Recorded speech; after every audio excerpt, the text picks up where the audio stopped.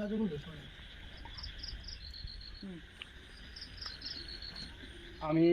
আনসারুল্লাহ বরবইয়া, আমার বাড়ি স্বাধীন বাজার জিপির অন্তর্গত দক্ষিণ বরবু দশম খণ্ড খোলা গ্রামে।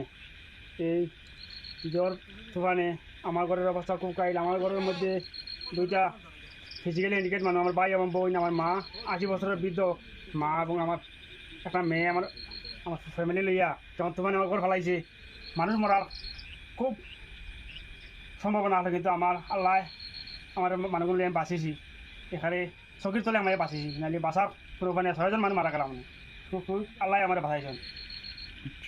আমার আর খোয়ার কিচ্ছু নাই, আমার ওখানে হই আর যে আমি স্বয়ং আল্লাহ আমার বাঁচাই। বর্তমানে আমি অসহায়, আমি সরকারের দৃষ্টি আকর্ষণ করি। প্রগতি আমি সাহায্য চাই। আমার ঘরও বর্তমানে থাকার কোনো জায়গা নাই, আর দুইটা ফিজিক্যালি হ্যান্ডিক্যাপ মানুষ আমার ঘর। আমি বর্তমানে অসুস্থ মানুষ, আমার কোমরের মধ্যে ব্যথা। আমি কিন্তু নইলে সিধা যাবেন না, সিধা হইলে নইতাম পারি না, অসুস্থ মানুষ আমি।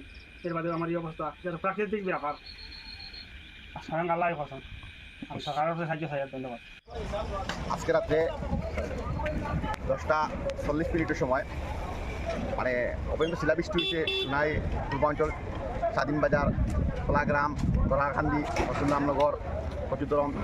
অতিরিক্ত শিলাবৃষ্টি, যে শিলাবৃষ্টি মানুষের বেশি ক্ষয়ক্ষতি হয়েছে। ক্ষয়ক্ষতিটা যেমন মানুষের ঘরের টিন টোটালি নষ্ট হয়ে গেছে, গাড়ি যা আছে গাড়ি গ্লাস সব কিছু ভাঙ গেছে, অতিরিক্ত ক্ষয়ক্ষতি হয়েছে। এবং আজকে আমার এখানে উপস্থিত আছে স্বাধীন বাজারের মধ্যে যে অতিরিক্ত ক্ষয়ক্ষতি হয়েছে। বাজারের দোকানের টিন আর মেইন SMD রোডও আই গেছে, রাস্তাঘাট কিন্তু বন্ধ হয়ে গেছে। বড় বড় গাছ রাস্তার মধ্যে পড়ছে, ইলেকট্রিকের খুব অতিরিক্ত বেশি, যে অতিরিক্ত ক্ষয়ক্ষতি হয়েছে।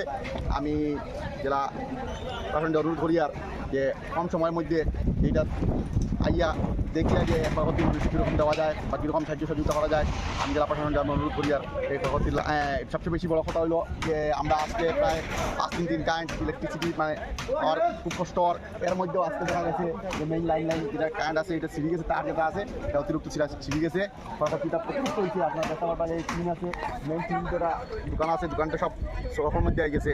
আমি বারবার জেলা শাসককে অনুরোধ করি আর যে কম সময়ের মধ্যে সার্কেল অফিসার ম্যাডামরে দিয়া যে কম সময়ের মধ্যে আমরা এটা তদন্ত করি কীরকম মানুষের সাহায্য সহযোগিতা পাওয়া যায়, আমি এটা অনুরোধ করলাম।